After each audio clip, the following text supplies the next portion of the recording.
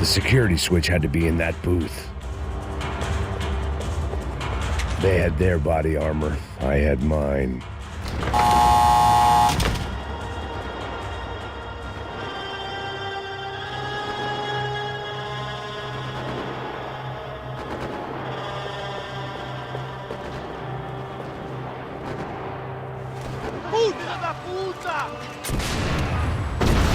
That kid had the right idea. There was no point bouncing bullets off that thing. I decided I'd try to pick up where he left off. And then immediately regretted that decision.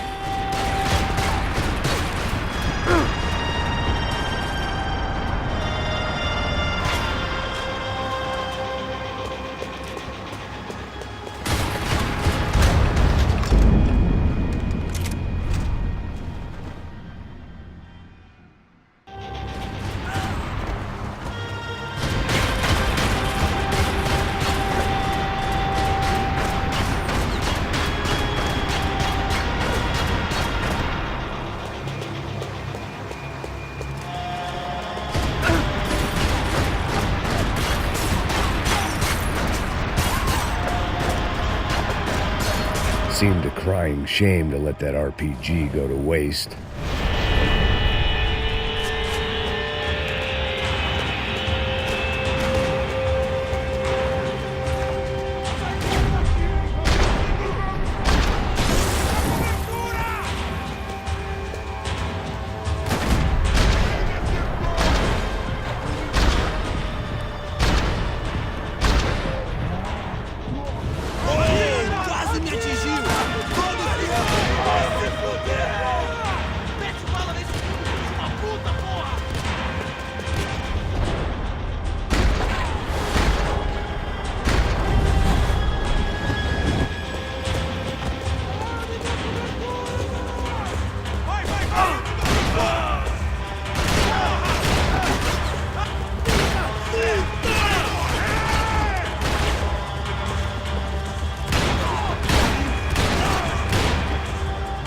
Well, wasn't this nice? The perfect end to a perfect trip. If someone had told me 6 months ago this was where my life was headed, I'd have ordered a double of whatever they were drinking, drunk it, then blown my head off. Porra, você tá tentando fazer? Quebra esse perna!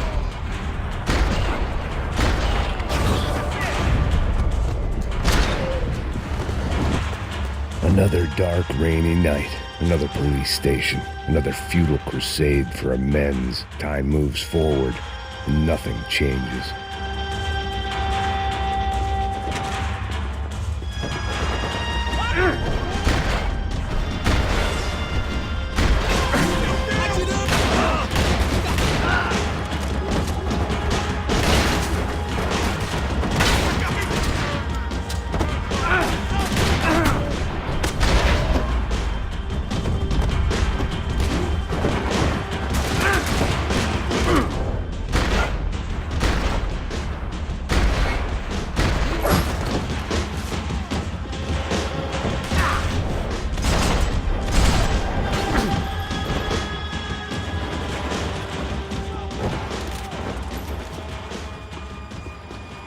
Every bastard in the joint must have known I was on the loose by now. I couldn't afford to waste any more time.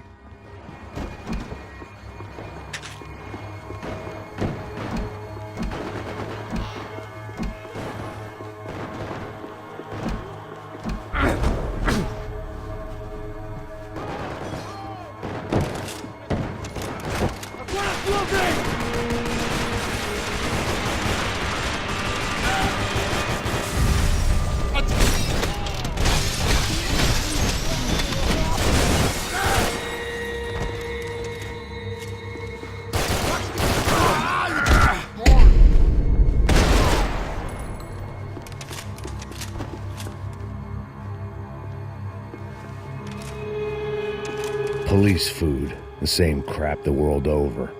But I could reminisce about the old days later. For now, there was more pressing matters to deal with.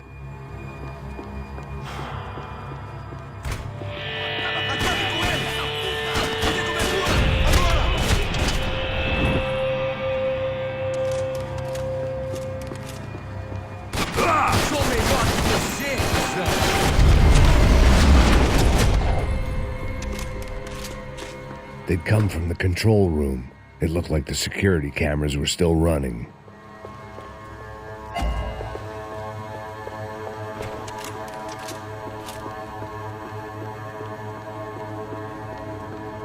Figured I'd bag those up for evidence. I figured I should check out the security monitors while I had the chance.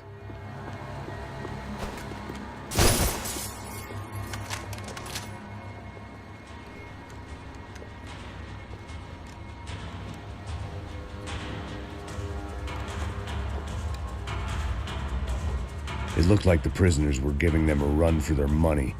That's what happens when you hand some roided-up halfwit a commando uniform with special on the front and let him ride around his hometown in a tank playing soldiers. Sooner or later, someone's gonna decide he's not so special. There were a bunch more in the elevator, tooled up like they were about to roll into Fallujah. And of course, they were headed my way.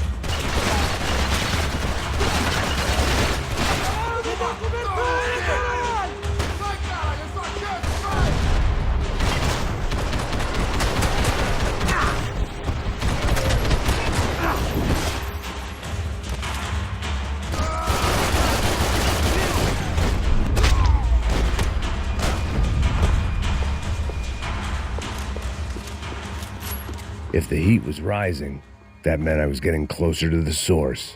I had to keep moving.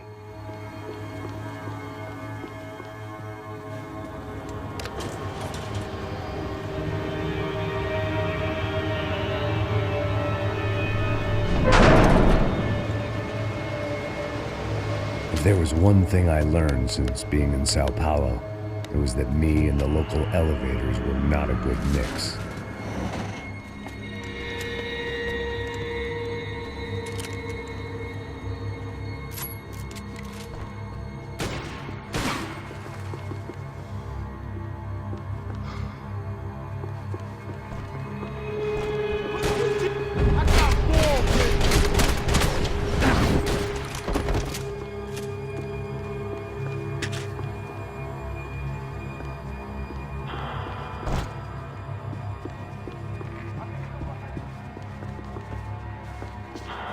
Whatever depressing fate lay on the other side of those doors, there was no point in putting it off any longer.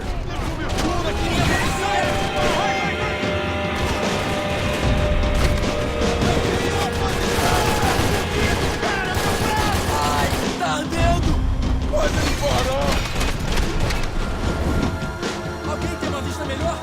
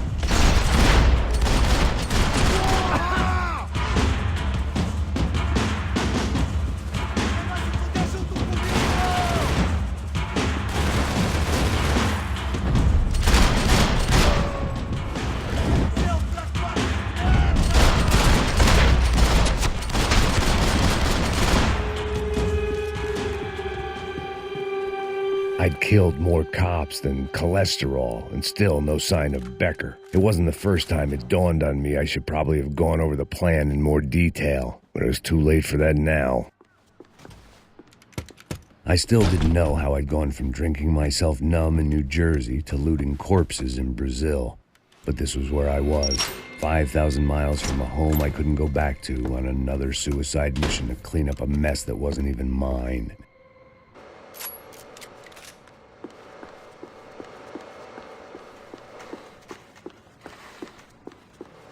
I'd spent my career dozing off in the briefing room. Now wasn't the time. The CS were all but out of business in Sao Paulo, and suddenly Becker and Victor looked like local heroes in the war on crime. They'd really gotten their money's worth outsourcing their problems onto me.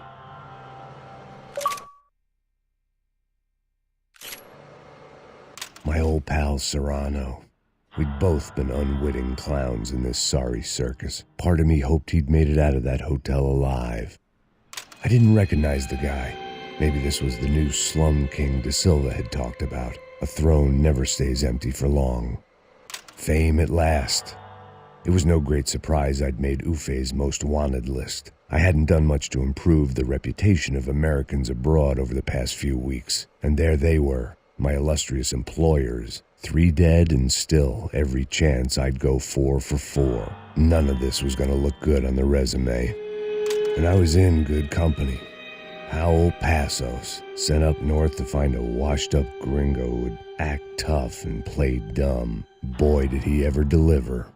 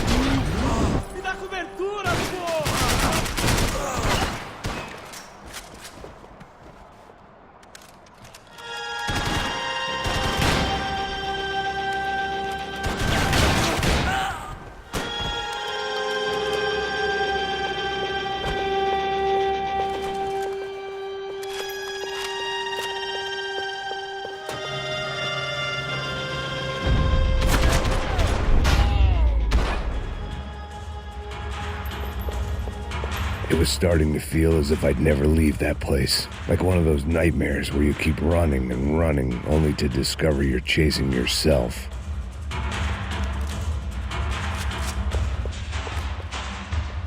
Nothing I was going to find in there could make a difference now. I had all the evidence I needed.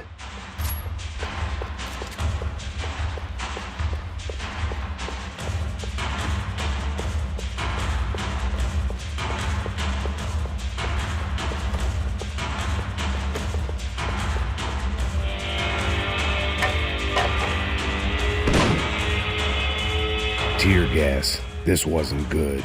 I needed to find a way out of that stairwell, and fast.